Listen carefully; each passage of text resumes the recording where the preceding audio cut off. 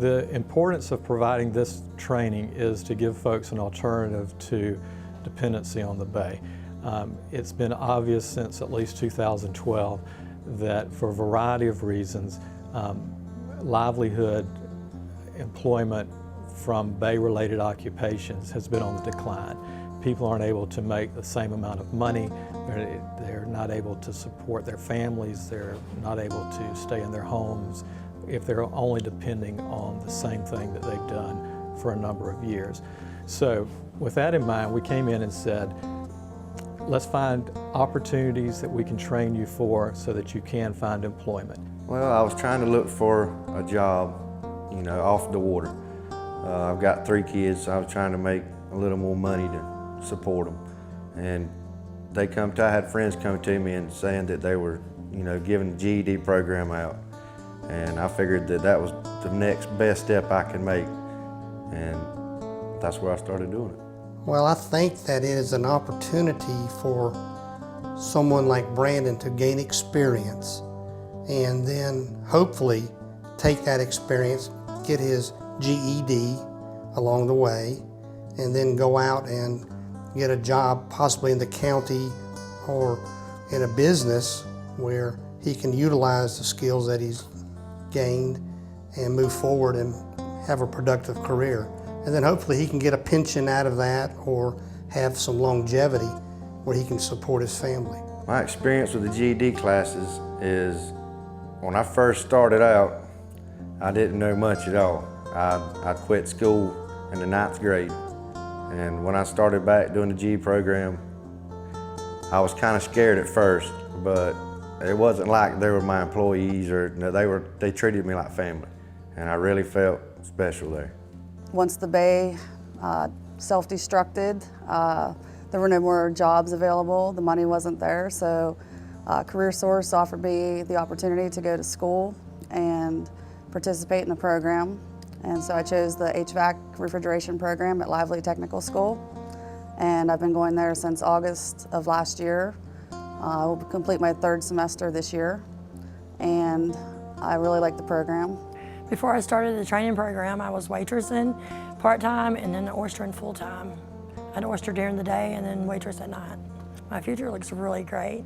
Thanks to the CareerSource Center, I'm back in school, and my 5-year plan is when I finish school, I want to go to North Dakota, get on the pipelines up there, buy me a house down here. I chose welding because when I was younger, I used to watch people weld that I knew, and it always looked really cool.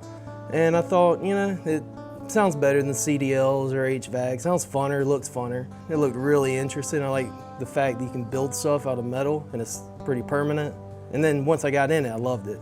The last 6, 7 years, I've been working at a seafood house, dealing with oysters, loading trucks, running forklifts, and it just kind of fell through, and not having an education really hurt me. So I'm trying to go get my GED, better myself. Yeah, the GED program, it's 4 parts, and there's language, science, math, and social studies. And I've passed my language arts part, and I'm about to take my social studies, and then maybe I can hurry up and get my other 2 so I can get a better job. Now I'm working with the Department of Corrections and up at Howard's Creek. Been there ever since last November.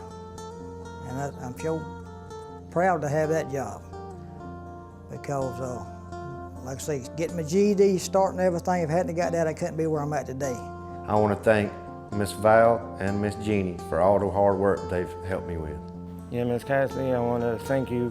I've been trying to get in this program, and you've worked really hard to get me in, and you did it, dedicated to get me in, and you did, and I want to thank you very much. Yeah, I'd like to thank everybody from the very start, from when I first got in the program out here at the workforce, for helping me get my GED. Miss Jeannie Nichols was my teacher, Miss Valentina Webb was my caseworker, and I would like to thank everybody from the front desk to going to school over at Gulf Coast, getting the job I got to today. I'm appreciative of all of them.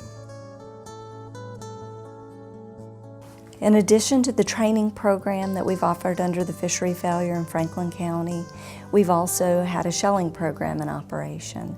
And since November of last year, We've assisted almost 300 people who lost their livelihood due to the failure of the bay. These are mostly oystermen and oysterwomen, and they've been going out about 3 days a week placing shell on devastated oyster bars in an effort to bring the bay back and help restore the bay. We have to date shelled 91 acres, so there's been a lot of oyster shell placed on the bars there.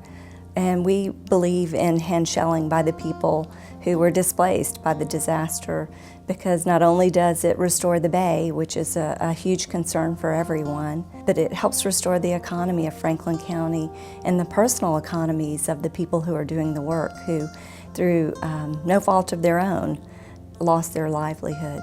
And so we'll continue to work there for years to come, as long as we have funding and as long as that's a county in our region.